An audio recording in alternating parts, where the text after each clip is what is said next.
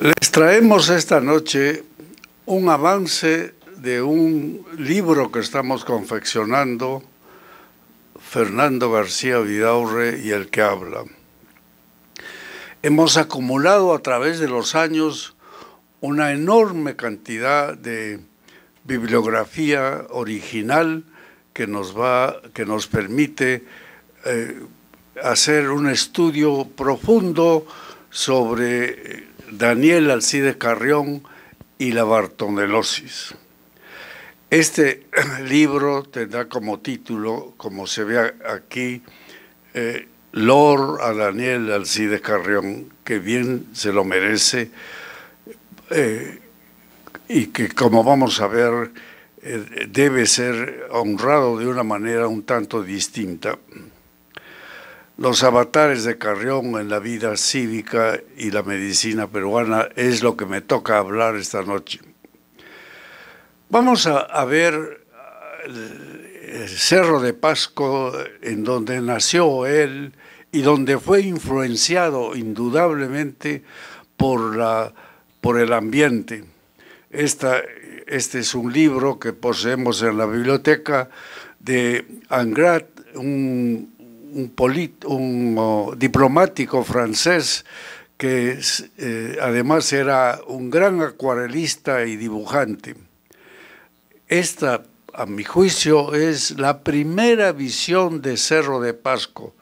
Él llama la Cayana de Cerro de Pasco, que seguramente era algo así como la Cayana en quechua es una tostadora, y seguramente era una suerte de restaurante. Aquí vemos la capilla, que después ha sido reemplazada por un templo en la época de Carrión, y la sacristía.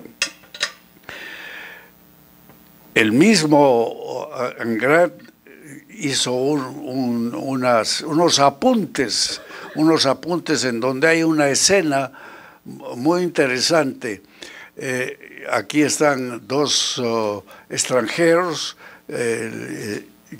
bien vestidos y bien abrigados, y aquí están los peones, los indios, que como vamos a ver luego en una ampliación, eran en esa época los que ahora han sido reemplazados por los grandes camiones, pero que llevaban en su hombro los llamados japiris en quechua, que llevaban el mineral hacia los sitios de procesamiento.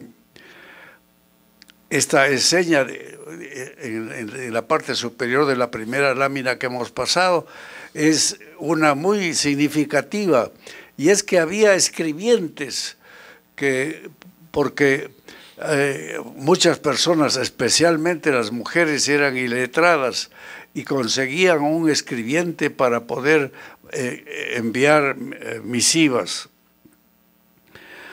Aquí vemos otro apunte de este mismo dibujante, en donde hay un baile, dice el baile de los viejos en Cerro de Pasco.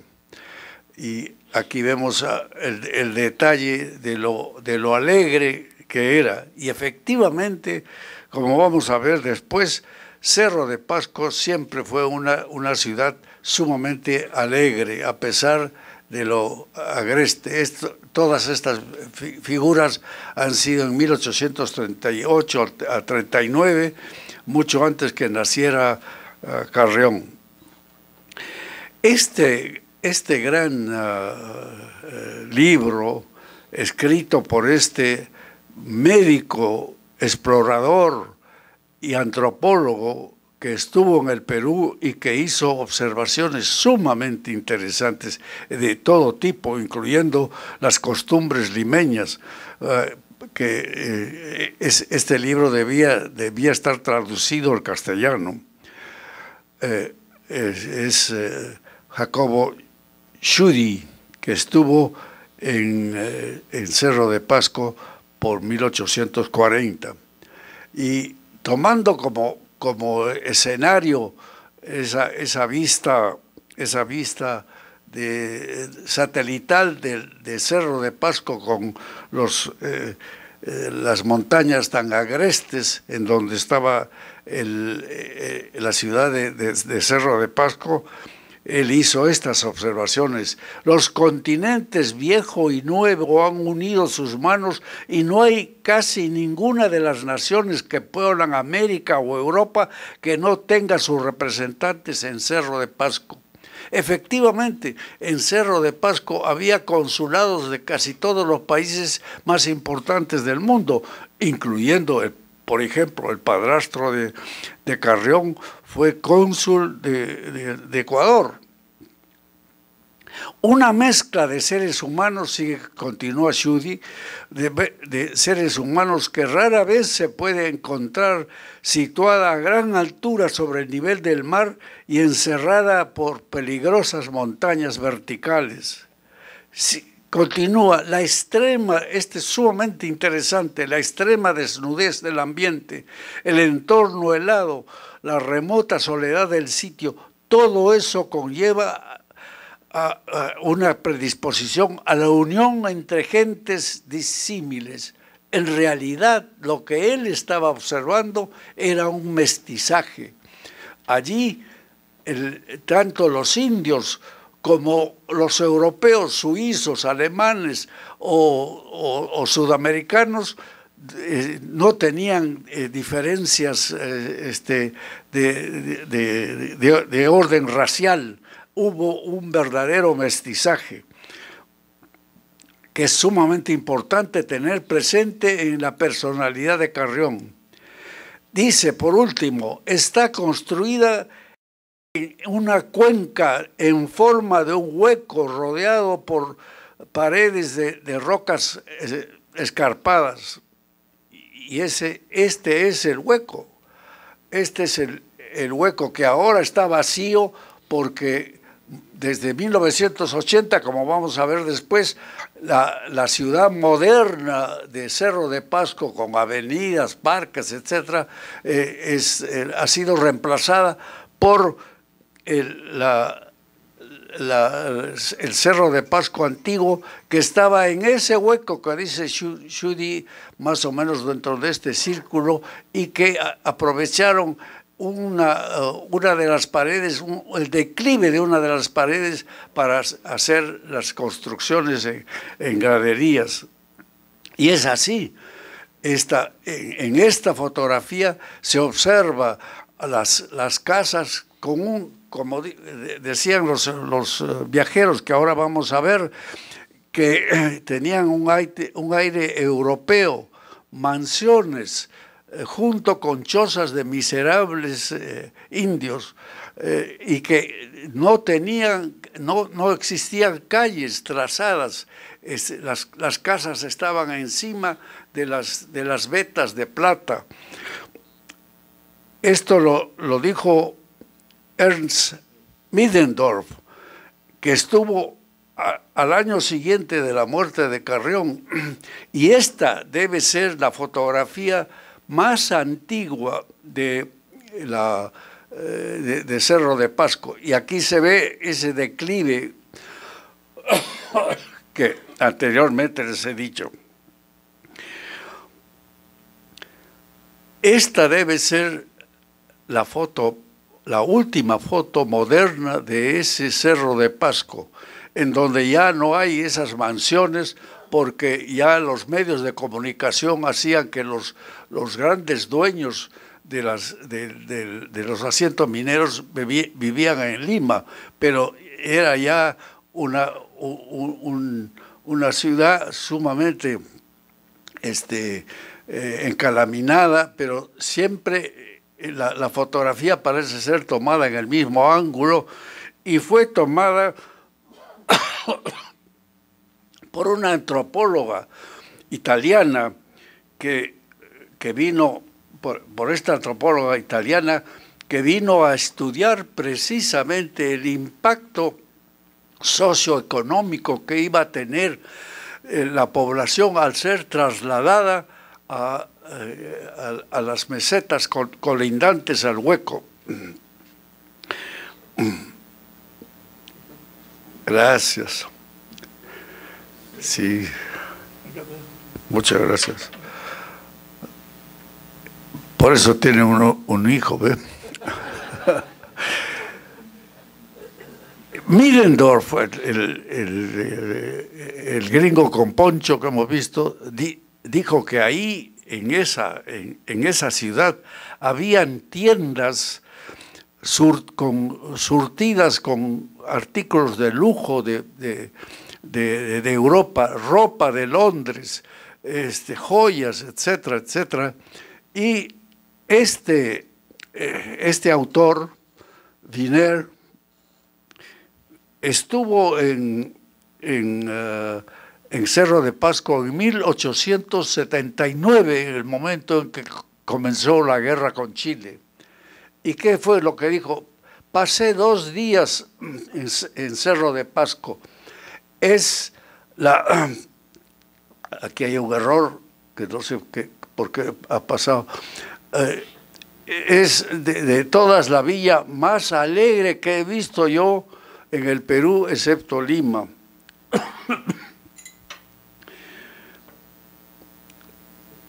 La guerra y el impacto que tuvo en Carrión y toda su generación.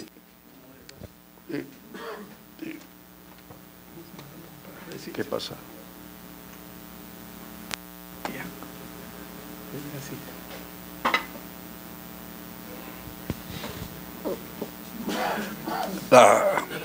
Todos sabemos que el Perú no colindaba con Chile, porque entre el Perú y Chile estaba Bolivia, que tenía salida al mar. Al final de la guerra, Chile soñó con tener un solo país, tal como se observa en esto. El hecho es que al terminar la pesadilla de la guerra y de la ocupación, el país seguía viviendo, pero era un país exangüe, amputado, dolorido, en suma, un país yacente. Carrión entró a la Facultad de Medicina en 1880, o sea que vivió en ese país yacente, como dijo el gran Jorge Basadre. ¿Cómo sería de ese país yacente que Cáceres, el general Cáceres, mantuvo a los chilenos realmente derrotándolos con su técnica de guerra de guerrillas, y como uno de los presidentes de la Academia de Historia nos dijo una vez aquí en este mismo foro que Lima no era todo el Perú, y Cáceres mostró cómo el resto del Perú había hecho morder el polvo de la derrota en pequeñas escaramuzas a los chilenos. Cáceres no reconoció el Tratado de Ancón y siguió con su guerra de guerrillas para derrocar al general Iglesias, que había sido puesto como presidente de la República de facto, sin elecciones, y entonces en ese país yacente había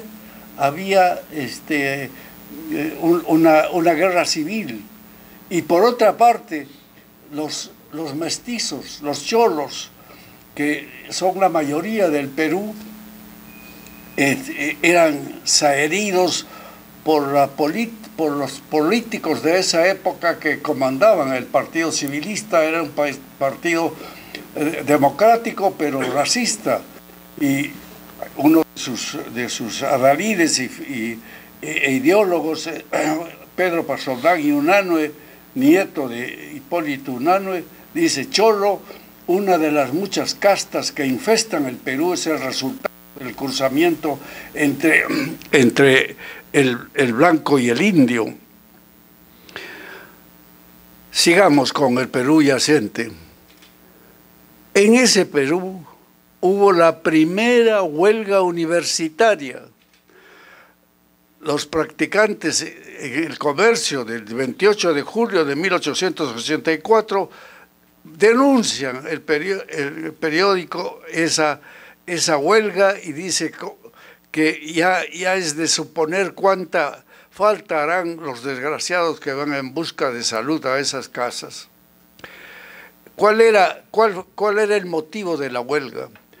La Sociedad de Beneficencia Pública les dictó un decreto obligando a los internos a hacer mensualmente un detallado informe sobre todos y cada uno de los enfermos. Y ellos dijeron, es mucho trabajo, y ese fue el motivo de la huelga.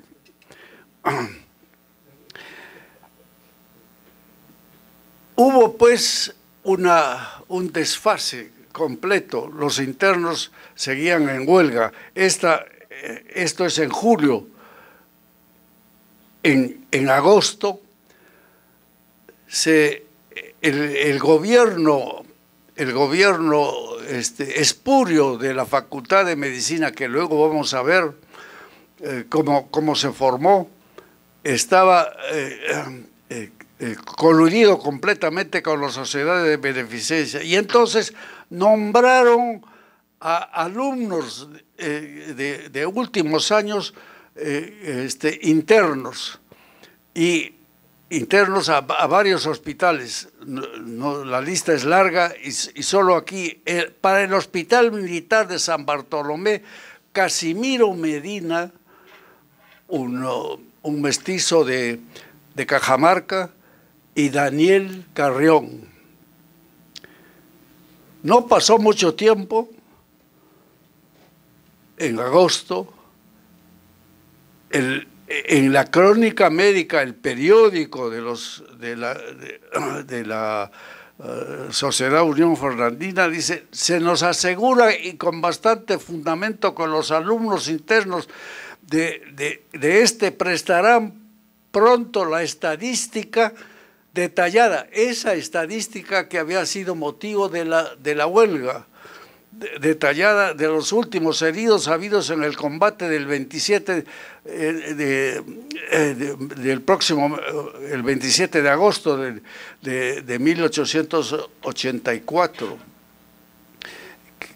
que dicho sea de paso, fue porque Cáceres casi llega a la Plaza de Armas a asaltar el palacio, y hubo una cantidad de heridos y de muertos.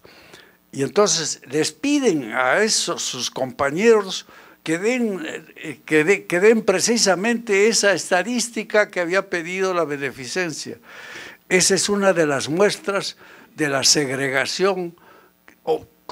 Muchas otras, por supuesto, existen, que no vamos a señalar sino en el libro. Ahí está la cita bibliográfica de donde hemos sacado esto. Miren cómo estaría el Perú yacente que graficó Basadre. No solo durante la guerra, sino antes. Los catedráticos sensibles de siglo están insolutos en sus saberes porque dejaron de pagarse por la pasada administración y 3 por la actual. No obstante, como ya se han dicho, han cumplido. Durante la guerra no se les pagó un centavo a ninguno de los servidores públicos y especialmente a los catedráticos de la universidad.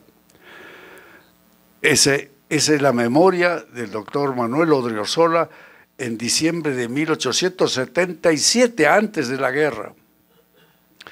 Vino la guerra, vino la ocupación, se fueron los chilenos. El edificio de la Facultad de Medicina fue un cuartel. El local de la Facultad de Medicina fue cuartel chileno. Lo dejaron vacío, saqueado, inservible y realmente en un estado desastroso, de tal manera que el decano de la Facultad de Medicina puso un aviso en el periódico cuando se abrió nuevamente y los chilenos se habían ido, que cada alumno fuese con una mesa y una silla para poder sentarse y recibir las lecciones. Pero no todo ha sido malo. Realmente, apenas se fueron los chilenos.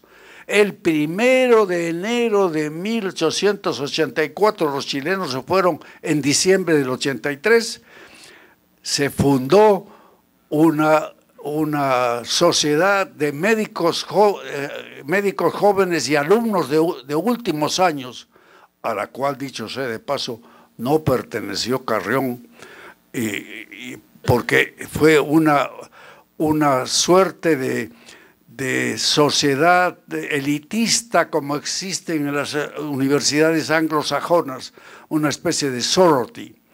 El hecho es que esa sociedad, nada menos que en enero del 84 publica el primer número de esta revista, que dicho sea de paso es la revista de más larga duración en la historia médica de este país, porque se extinguió solo en 1950 y tantos. Y órgano de la Sociedad Unión Fernandina. Pero veamos qué decía, cómo estaba de yacente la medicina. Hay un artículo largo en donde dice lo siguiente: unos seres, dan noticia de que hay unos seres microscópicos llamados baciles, de báculo, bastón, según un doctor Hodge de Berlín, causante de la tuberculosis. El Hodge no es un error tipográfico, porque este artículo es largo y mencionan al doctor Hodge varias veces. Igualmente, en ese mismo año, en otro número, el doctor Casimiro Ulloa, que era una suerte de oráculo de la medicina peruana en ese momento, dice que el mal olor es insoportable en algunas calles de Lima, saturando la atmósfera con la principal causa del paludismo, en 1884, cuando la verán, más o menos el 79, el 80, ya todo el mundo sabía que eso se habían descubierto. Pero eso sí, al año siguiente la crónica médica, podemos decir, se puso las pilas y publicó un artículo la reproducción de un artículo de una revista de Barcelona, los microbios y sus relaciones, y hacen una relación de los microbios y terminan publicando a doble página este grabado en donde están las diversas bacterias. Está la lepra, la tifoidea, el microbio, no ponen todavía los nombres científicos, el microbio de la tifoidea, el microbio de la lepra, el microbio de la tuberculosis, qué sé yo, el microbio de la fiebre reumática, ponen así, y debe haber sido esa publicación bastante atrasada, porque esto ponen como el microbio del paludismo, pero de todas maneras, atrasada o no, era la primera vez que en el Perú se conocía que las enfermedades infecciosas eran debidas a estos gérmenes, a estos bichos microscópicos. Cada enfermedad tenía su propio microbio. ¿Cómo sería de yacente el Perú en esa época? Que aproximadamente se abrió la Facultad de Medicina en marzo y en junio el decano y los profesores de la yacente Facultad de Medicina fueron destituidos por el gobierno del dictador Iglesias, todos, y reemplazaron de la noche a la mañana con cada médico que pasaba por frente de la facultad. Decía, oye, ven, vas a ser profesor de tal, pero yo no soy doctor, no importa. De la noche a la mañana se formó la facultad y ya puede uno suponer la calidad de enseñanza que recibieron los compañeros de Carrión. Ese fue el decano, ya bastante viejo, Odriozola. Unos meses después de su destitución, ellos fundaron la Academia Libre de Medicina. El decano y el secretario de la facultad fue secretario perpetuo, el decano presidente de esa academia. La Academia Libre de Medicina fundó también su propia revista. Ya al año siguiente, en 1885, salió el primer número de la revista El Monitor Médico. En julio de 1885, convocó esa academia a un concurso para premiar el mejor trabajo sobre 3 aspectos de la enfermedad: verrugas, sobre la etiología, cuando no había un solo microscopio en todo el país. Miento, había uno de propiedad privada del doctor Flores, que después vamos a ver, que era miembro de la academia y él no podía participar por el reglamento en el concurso. No había un laboratorio con el equipo necesario, medios de cultivo, matraces, animales de experimentación, para poder cumplir los 4 postulados del propio Koch para adscribir a un determinado germen como causante de una determinada enfermedad que ya no voy a detallar. A la anatomía patológica de las verrugas, cuando no había ni este micrótomo de 1865 que consistía en hacer cortes con el cincel de un bien afilado de un carpintero, cuando no se conocían los medios de coloración del núcleo y el citoplasma, y mucho menos la inclusión de parafina. Sobre la geografía, cuando los únicos caminos que existían eran los Japacchán, los caminos del Inca, no había carruajes, no había carreteras absolutamente, salvo en las ciudades, en algunas ciudades, pero como Lima, y que los viajeros como Willendorf, como Tschudi, como tantos otros, Raimondi, lo hacían a caballo y en meses y con recursos financieros adecuados. Miren ese camino que deben conocer algunos de ustedes hacia Machu Picchu, o los puentes, los quesoachacas, que son verdaderamente espeluznantes. Eso era pues pedirle peras al olmo. Ese concurso no podía absolutamente ganar nadie.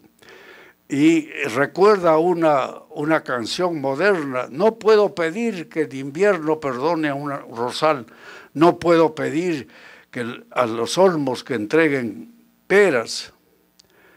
Eso lo canta Shakira.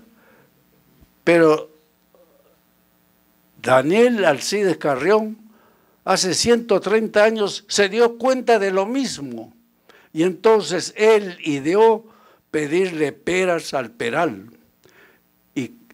Y haciendo un paréntesis, un sociólogo, José Uriel García, mi padre, desde la sierra, calificó a los habitantes de las grandes alturas: los pueblos de la Puna son pueblos cóndores, de visualidad desmesurada, avisores y en perenne sobresalto defensivo.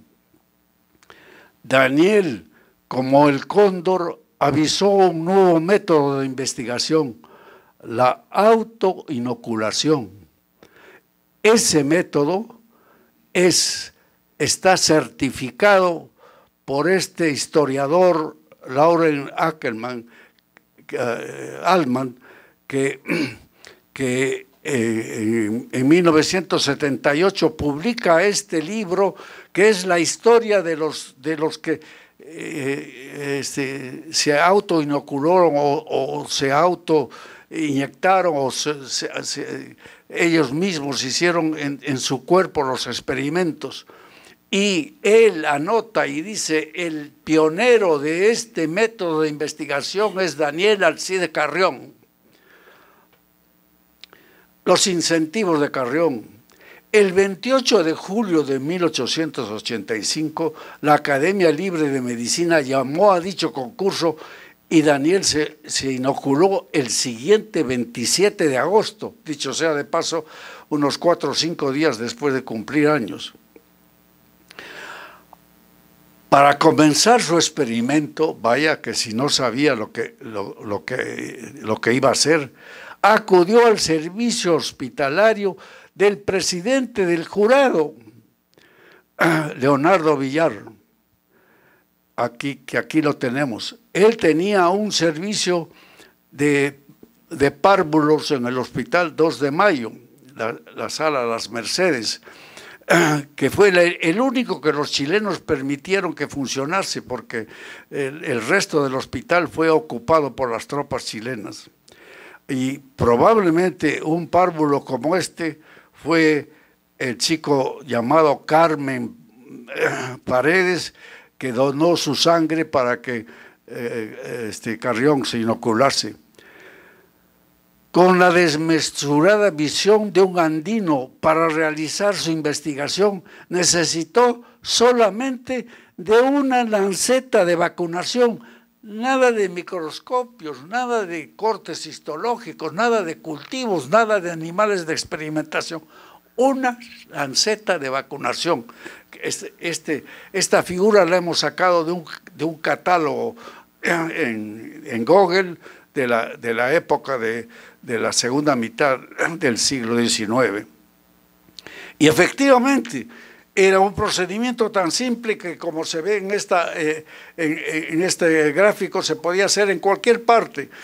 Y este es el diario de Carrión.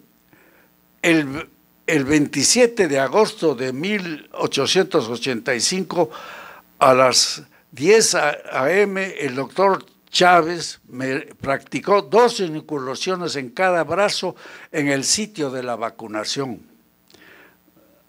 Así demostró que la verruga era inoculable, ergo microbiana. Además demostró que la verruga peruana y la fiebre de la oroya son 2 enfermedades distintas con la misma etiología. Y vamos a ver esto. ¿Qué pasó con el doctor Villar y el doctor Evaristo Chávez, que habían inoculado a este alumno y que por consiguiente se le consideraba enfermo? Y hay que recordar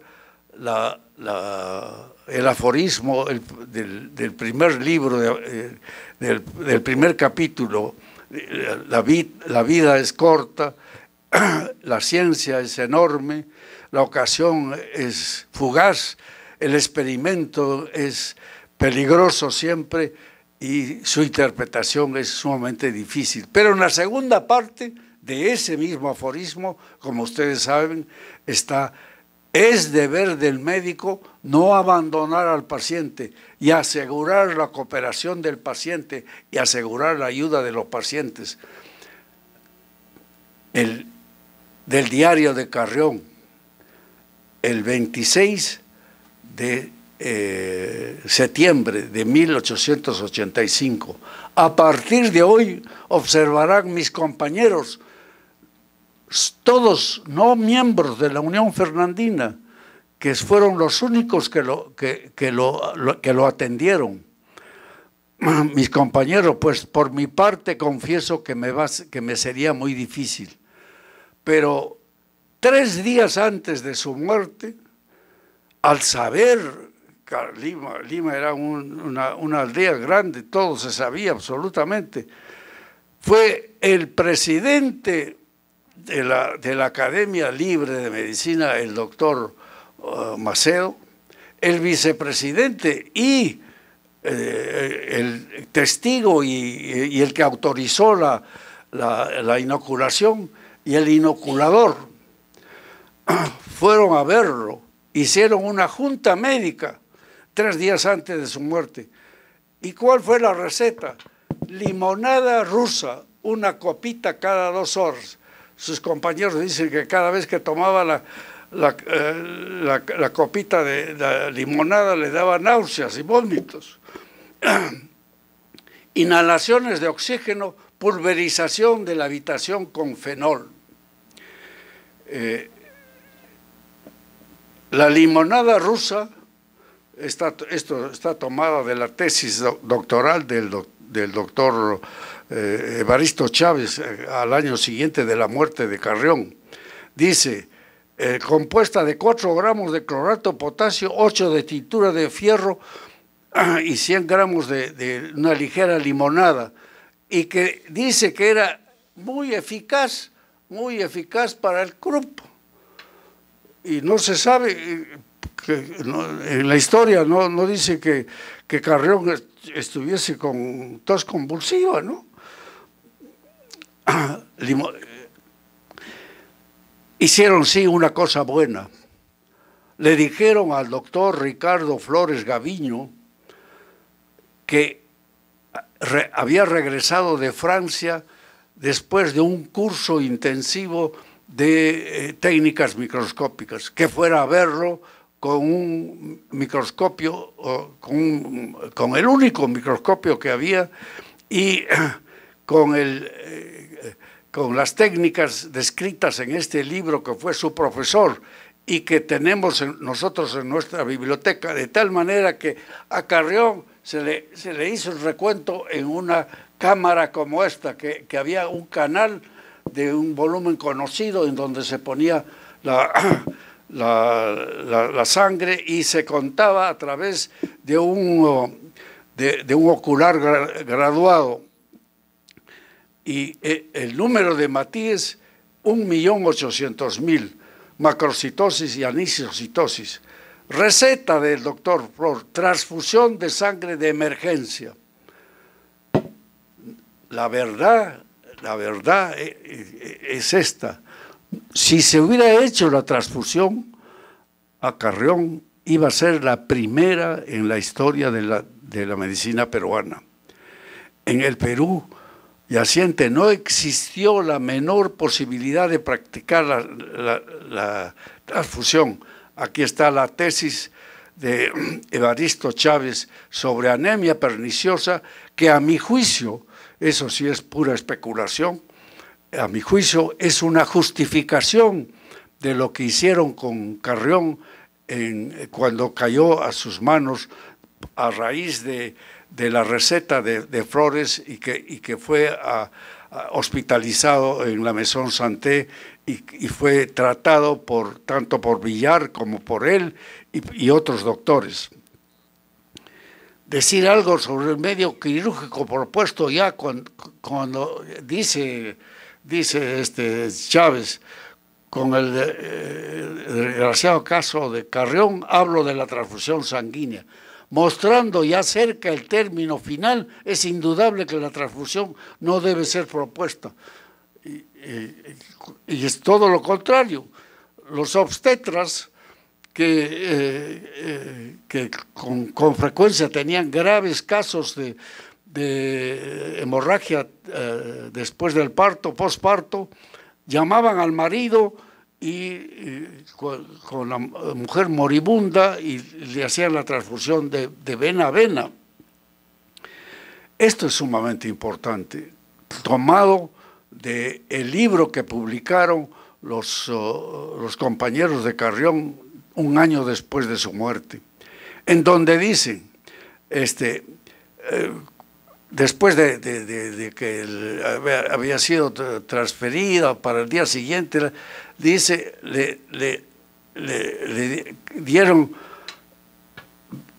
inyecciones intravenosas de ácido fénico y 20 centigramos de aluminato de fierro cada 2 horas. Chispas. Inyecciones intravenosas de ácido fénico cada 2 horas. David Flores Salinas, en 1909, hizo un estudio muy serio sobre la muerte de Daniel Alcide Carrión. Y una de sus conclusiones es esta. Basado en esta evidencia, se puede afirmar que probablemente la muerte de Carrión fue precipitada por una intoxicación medicamentosa por ácido fénico. Y cuando uno descuelga en la computadora las propiedades del fenol, las inyecciones de fenol se han usado en casos de ejecución, de esas ejecuciones no crueles, para una rápida ejecución, una inyección de fenol en la vena. Y los nazis usaron en la Segunda Guerra Mundial de manera extensiva, matando a sus prisioneros con inyecciones endovenosas. Cuando definitivamente se ignora que la acción que se va a llevar a cabo puede producir la muerte, es decir, definitivamente se ignora que puede producir la muerte, de acuerdo con los juristas, se comete una forma de homicidio negligente que no tiene sanción punitiva. Como sí tiene sanción punitiva cuando por negligencia, por pereza o por ahorrar, por ejemplo, el incendio de hace pocos días con 4 muertos en Larcomar, se produjo. Esa es la otra forma de negligencia, de homicidio negligente. Pero esto que hicieron con Carrión no deja de ser un homicidio. Este gran historiador, Luis Antonio Guiguren, voy a rápidamente pasar, escribió un folleto sobre el proceso judicial de su gloriosa muerte de Carrión, y donde se ve que al día siguiente, porque en ese momento el vicepresidente de la Academia, por supuesto políticamente encontrado con el dictador Iglesias, dice lo siguiente: habiendo llegado a conocimiento de esta subprefectura que don Daniel Carrión, estudiante de medicina, víctima de una inoculación de su verruga que se hizo por sí misma o porque consideró en ello en días pasados, al decir de la prensa, que esto equivale a un suicidio u homicidio calificado y condenado, que por lo tanto conviene practicar los esclarecimientos respectivos para descubrir a las personas que hayan tenido participación en uno u otro delito. Y entonces la Academia reacciona.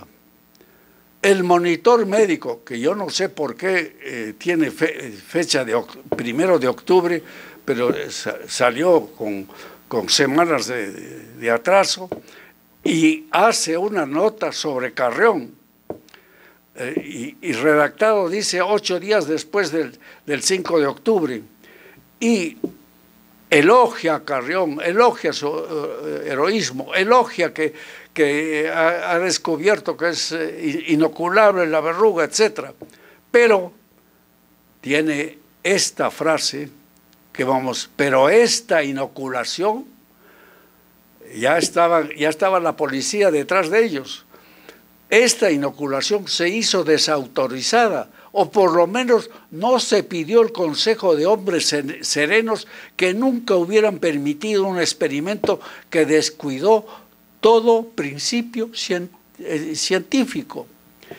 Y entonces Villar, que ya había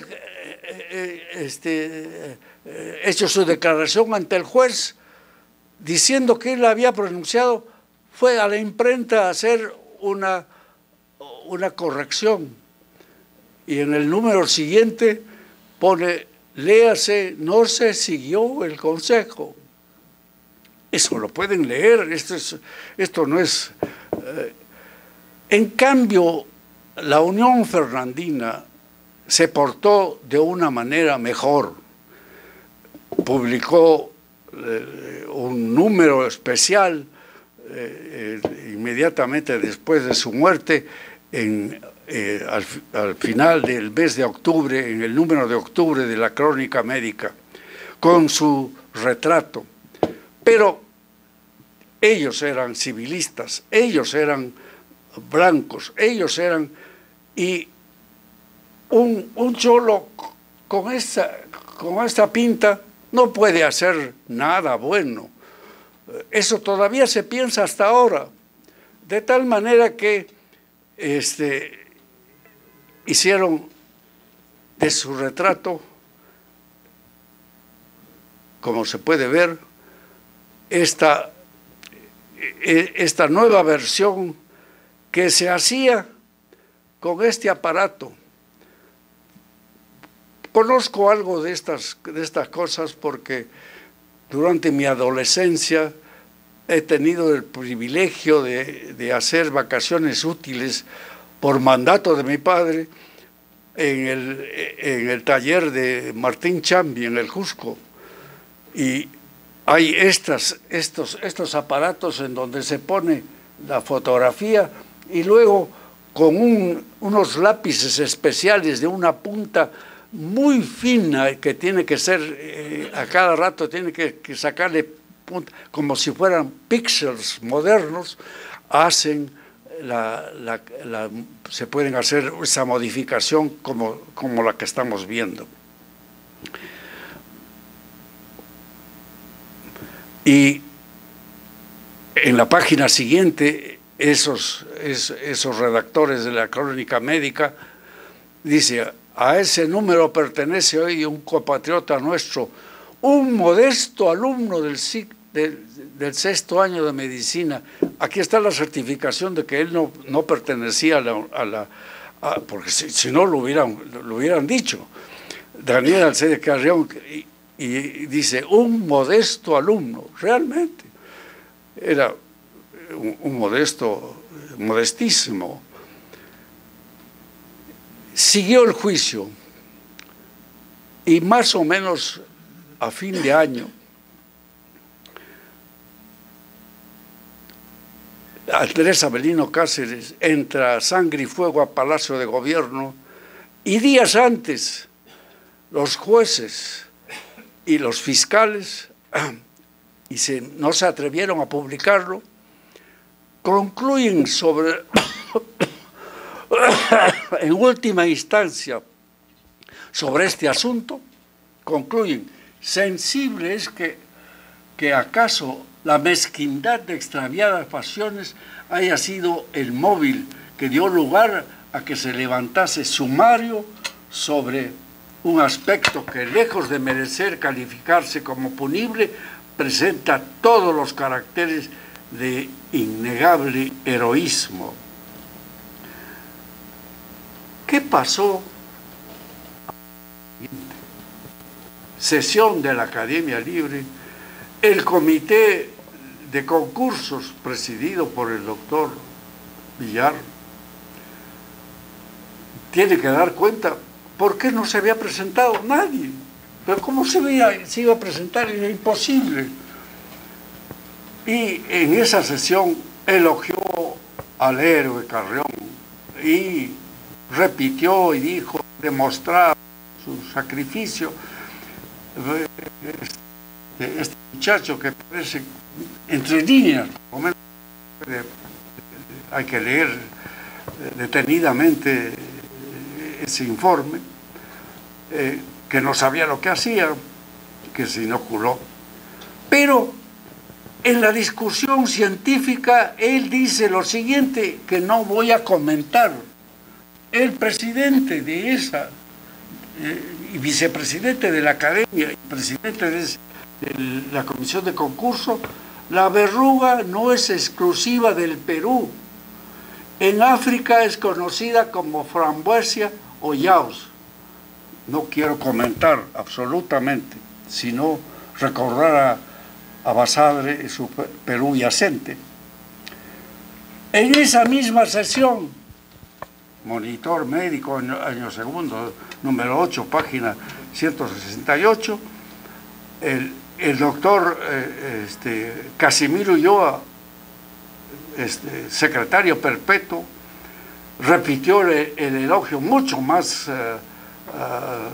brillante que Villar, el sacrificio de Carrión. Y en la discusión dice, la verruga no es una entidad nosológica, dice, debe desaparecer, porque parece ser una forma de sífilis. Tampoco quiero comentar, pero está escrito. Y casi para terminar, esta fotografía del familiar de Carrión con sus dos hermanos maternos. Y un señor que algunos historiadores de Carrión, o casi todos, han dicho que es el padrastro de Carrión. El padrastro de Carrión, hay una seria duda. Un nieto de un señor húngaro publica un artículo en el año 1950 y tantos y muestra la fotografía de este señor que era primo del padrastro de Carrión. Bueno, pero eso no tiene ninguna importancia. El hecho es que el padrastro de Carrión, por confesión propia, estaba muy enfermo con una sífilis producto de mis pecados, así le dice a su madre en una carta que está escrita también. El hecho es que esta fotografía de Carrión ampliada es la fotografía de Carrión y ha sido declarada por el Colegio Médico oficialmente como que Carrión era blanco, de raza blanca, y que ese Carrión que se muestra en la fotografía, sabe Dios quién será. Inclusive alguien ha dicho que era un prócer de la independencia que había sido fusilado en 1812, un huanuqueño, cuando la fotografía fue inventada recién en 1860, pero en fin, esas cosas pasan, ¿no? El hecho es que esta foto está probado casi que es una fotografía hecha con flash. El flash en esa época consistía, y eso yo lo he visto a Chambi, consistía en poner en un depósito abierto sales de magnesio y fósforo, y se apagaban todas las luces, se abría el obturador y luego se encendía el flash y salía la fotografía. Y es así como la ropa y todo parece que viene de la derecha de Carrión. Inclusive en sus pupilas está reflejada y ampliada, como hemos hecho, el flash. La gran voleibolista subcampeona mundial, la bella y la personalidad y el orgullo de los peruanos, Cecilia Taí, cuando se le toma la fotografía con luz natural, es así. Cuando se le toma con flash, hay una distorsión en el color de la piel. Exactamente pasa lo mismo con Carrión. Aportes de Carrión, y con esto termino. La primera, la autoinoculación como instrumento de investigación. Él debe ser acreditado, como lo ha hecho Altman. Pero aquí en el Perú, él es el que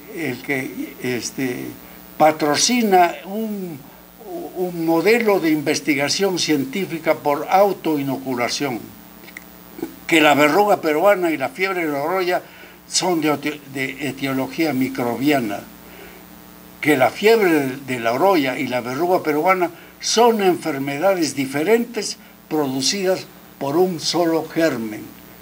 Eso también lo dice Altman en su libro. Él es el pionero que hizo que otros buscasen esa propiedad, como por ejemplo la rubiola y el herpes zóster. Es así pues que me despido en quechua, Ayinyaiki Yactamasikuna. Muchas gracias.